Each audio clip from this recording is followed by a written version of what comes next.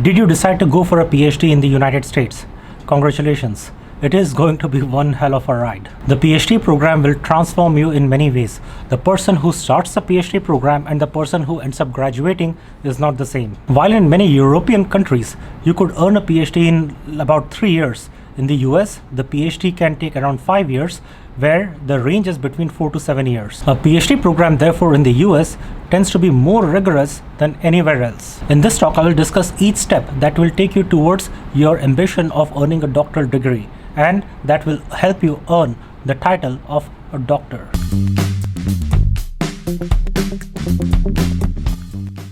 This is Dr. Chaitanya Sambhara, faculty at the College of Business, University of Texas Arlington, and as you can see, I am at University of Texas Arlington campus in one of the classrooms where I actually teach my classes. It is great to be on campus and watching students walking everywhere. This campus was deserted for a long time, and it is great fun to see so much activity going on all over again. It really feels like life has been infused back into the campus. So now, getting back to the topic of this video, if you are watching this video, you are likely one of the people who is interested in pursuing PhD. But many of you are interested in variety of topics. So I will try and make this video as generalizable as I can to all the fields. But I will narrate my own personal journey through each step. So let's get started. I have divided the PhD program into 3 phases: phase 1, phase 2 and phase 3, and then you need to achieve 5 important milestones in order to succeed, and I will discuss each of these milestones. So usually the first 2 years is your phase 1, when you are actually engaged just like any other student. You are taking foundational courses that are designed to train you to become a good researcher. So the first 2 years are about your coursework.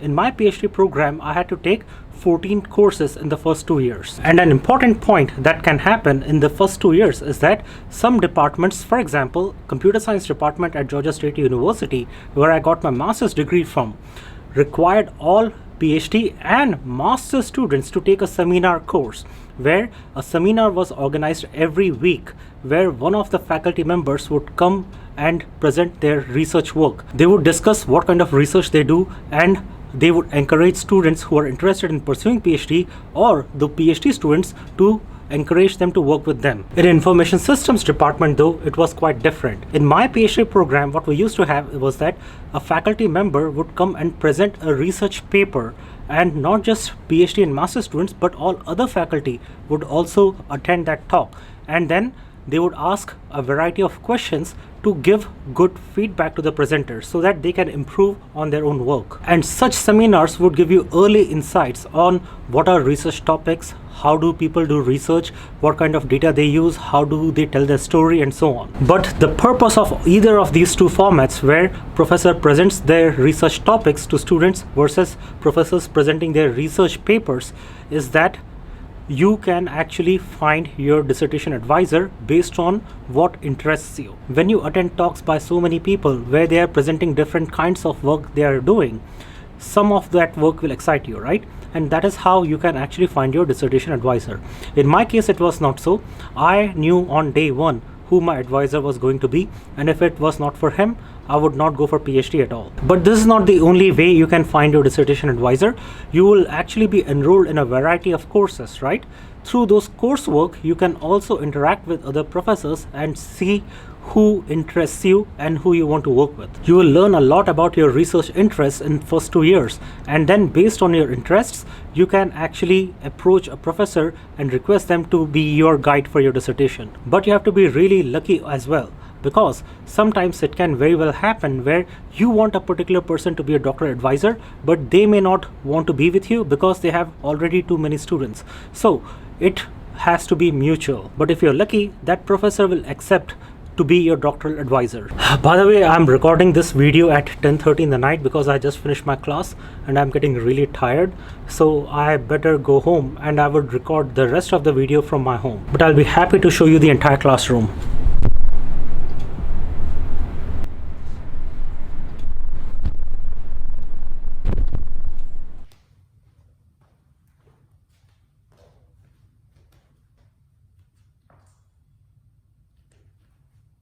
Okay, so I was getting quite tired tired, therefore I decided to record the rest of the video from home. Okay, so I was getting quite tired, therefore I decided to record the rest of the video from home, and I came up with the idea that why not I use my TV at home to show that same thing. Instead, now I have written everything nicely in text rather than using my handwriting on a whiteboard. So carrying on from where we had left. In a business school across disciplines, you take a variety of courses. Now these courses could be of largely three types. Okay, one is the methodology related courses, second are theory and research training related courses, and third are mixed courses. So let us quickly discuss the first type of courses, that are methodology courses. Now methodology courses relate to statistics, econometrics, or any kind of data analysis that you might end up using in your dissertation and in your research overall. Now there are a variety of courses that train you to analyze data of various kinds of formats. Okay, I remember there was a course called multivariate data analysis that used to be on Wednesday mornings at 9 o'clock. And what used to happen is that the instructor, she used to assign us homeworks before we walk into the class. Okay, and for us to learn about how to do those homeworks, she used to assign research papers. Okay, all our lives we have been used to going into a class and then learning about something and then going home and reading that from a book, right? Now there was no book. She would instead assign research papers and she would assign the homework first. So you have to do everything on your own, you have to teach yourself everything, and then you all come together and discuss how this data analysis should have been performed and how we perform the same data analysis. And that was actually quite challenging. I still remember Tuesday nights, the spring of 2011, all the class, like we were about 15 students, 15 doctoral students, all of us, we would wake up the whole night to do our Wednesday morning homework for that day, and it was intense. So before I move any further, let me just make it clear. Many of you keep sending me emails about PhD programs, this and that, but let me just not sugarcoat anything. Getting a PhD is actually difficult. Okay, courses are difficult, doing research is difficult, and it is quite challenging. But more than anything else, PhD tests your resilience, your perseverance, and your patience. So you develop these qualities while you are going through the PhD program, and therefore I kind of really loved it. I say kind of because there were moments where I was thinking that where did I put myself in? Okay, but overall it was a great experience, at least in my case. Now in business school, the second type of classes that you will end up taking are research based classes. To be specific, I mean research topic based classes. Now there are a variety of faculty who do different kinds of research, right?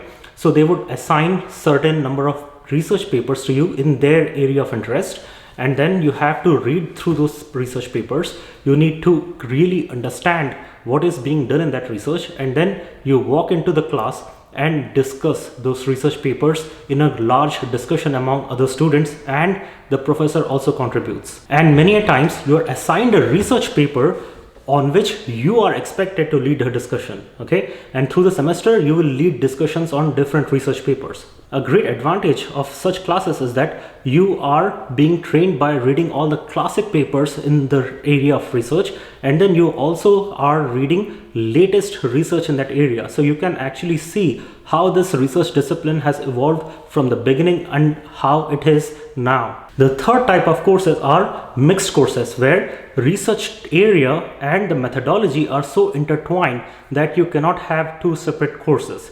For example, action research was one such class that I took. Now this video will go off track if I discuss what action research is, so I recommend that you Google it yourself, but this is just one example. Now in all these courses, you're expected to work on a variety of projects. Okay, now what happens many a times is that your dissertation could be conceived while you are taking these courses, or at the least what happens many a times is that you actually start research papers that eventually get published. In fact, my own first ever publication was a research paper that I started in the very first semester of my PhD program, and it was eventually published in a very good Financial Times 50 list journal called JMIS. And now we come to our first two milestones. Okay, as I had mentioned, I had to take 14 courses in the first 2 years, and that is the first milestone, that is you complete your coursework. Okay, After you complete your coursework, the next milestone is a standard milestone across all disciplines where you have to take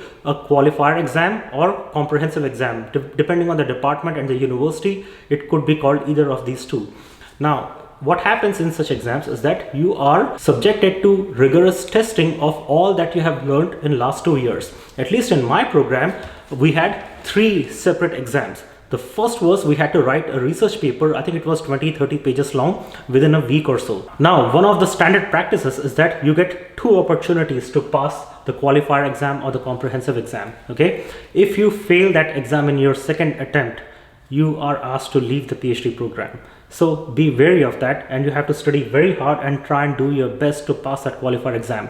I was fortunate enough to pass my comprehensive exam in my first attempt. Now that you have achieved the first 2 milestones of course completion and passing your comprehensive exam, now we enter our third and the fourth year. Okay, what happens in third year is that you're expected to come up with a proper research agenda and then develop your dissertation here. Okay, you are expected to collect data and you're expected to find good research topics, and you need to combine them both. Ideally speaking, you should have a proper research agenda, and as per your research topic that you are interested in, you formulate research questions and you try to answer those questions by collecting data that you will eventually analyze and answer those questions. And this is the stage where you write a dissertation proposal.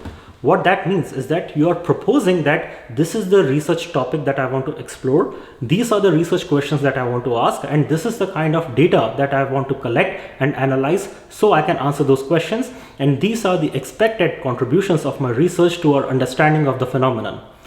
Now, for you to do that, you need to do all those things, but you also need to hire a dissertation committee. Now, dissertation committee, depending on the university and the department, could have anywhere between 3 to 5 people. In my case, the standard was 4 dissertation committee members, where you have 3 members from your own university and 1 member from outside of your department or university. In my case, I had 3 committee members who were in the same department where I was getting my PhD in. 1 professor was from another department, and the 5th professor, I had 5 members in my committee, was from a different university altogether. And having 5 members in your committee can be a nightmare, especially when you're trying to schedule your proposal defense and your dissertation defense, because one time could work for one person and it might not work for others. And that was challenging. So I would recommend that go with the minimum number of committee members. If it is 3, stick with 3. If it is 4, stick with 4. But the more the people, the more scheduling challenges there are. And what happens in this proposal defense is very important. You present all that you are doing and you are planning to do to your committee, and the committee will give you feedback on how good the research topic is. Is it even realistic? Maybe you're too ambitious. Maybe you are not ambitious enough. Is this important problem that you are studying? Is this an interesting problem that you are studying? Can you collect data on such research topic? And where does this research go? Can this research eventually be published in good journals, or at least is this research good enough for you to earn your doctorate degree? That is what all the committee looks at, and if they are satisfied with your proposal defense, you will be granted a status of doctoral candidate. Until now you are a doctoral student, now you become a doctoral candidate because you have passed your proposal defense. In my case, it took me a while to finish my proposal defense because I went through a lot of challenges. For example, I started working on my dissertation on a topic called electronic reverse auctions. After working for a while, I actually did not find it that interesting. And moreover, whenever I used to go to conferences, I would get more on the negative feedback that this research topic is getting outdated. Why don't you do something more current and more interesting? And going through all that, I then sat with my advisor and I told him and I expressed him that I don't think this topic is going to fly for me. And that conversation lasted for 2.5 hours. And then he was very kind and very supportive. And then he suggested that I work with another company on understanding the nature of internal controls and their accounting and finance risks, and how technology plays an important role in addressing those accounting and finance risks. So then I then spent 1 year working with that company. I used to travel to Miami and Baltimore regularly, collect data, and then look at what kind of results can we get. And then after spending 1 year, I came to a conclusion that the quality of data I was getting was not up to the mark, and this could not be my dissertation. So again, I was at ground zero. And then one professor from China was visiting Georgia State University, and he was a close friend of my doctoral advisor, and they had collaborated on research before. And he presented his research, and that also had the same connotations of information technology, accounting, and finance risks. So then I started having conversations with him, and then he was gracious enough to agree to be a committee member and work on research with me. And then he had very high quality data, at least he had access to high quality data, and he was kind enough to give me access to that data. And then I finally had a proper good quality dissertation topic, and then I decided to include him in my dissertation committee. And with him I have already published 3 papers. And because it was in my 3rd attempt that I was finally able to identify research topics, I was able to collect data, formulate my research questions, and so on. It was quite late in my case. I defended my proposal by the end of my 4th year in the PhD program. Okay, so it is okay as long as you are done with it, it is all good.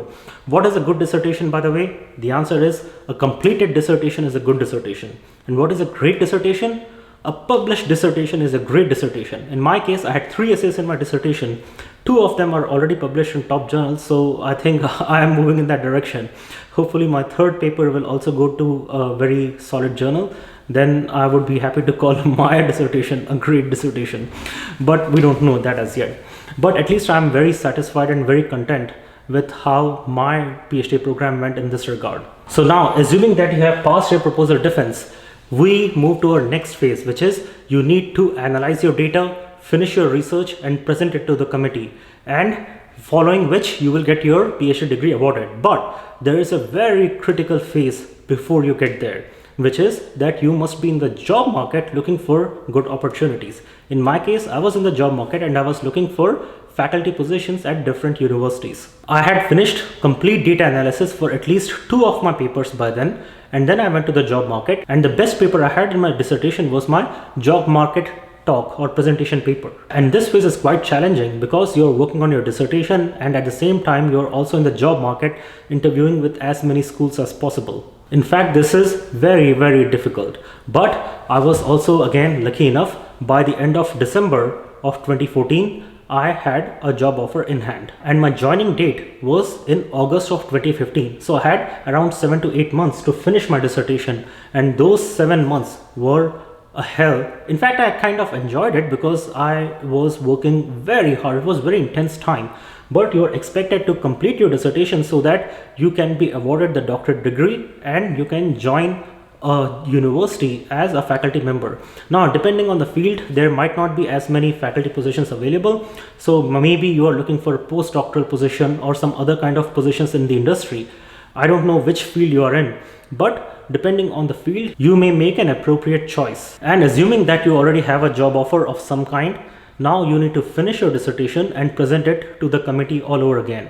Now, it is possible that some of the ideas that you expressed in your proposal defense could have changed, and the committee tends to be understanding because that happens, okay? But you should have at least something solid to show. You need to show that you have done some good quality work and you deserve to be awarded a doctorate degree. In my university, there was one case that I know where a doctoral candidate was not awarded their degree because they failed their dissertation defense. Okay, because in the view of the committee, that dissertation was not good enough to be awarded a doctoral degree. Therefore, a good doctoral advisor would not even let you present your work to a dissertation committee unless and until you are done writing the dissertation and you are totally prepared to defend it well, and that he's satisfied or she's satisfied that you have done quality work. Nobody wants to be embarrassed in front of the committee like that.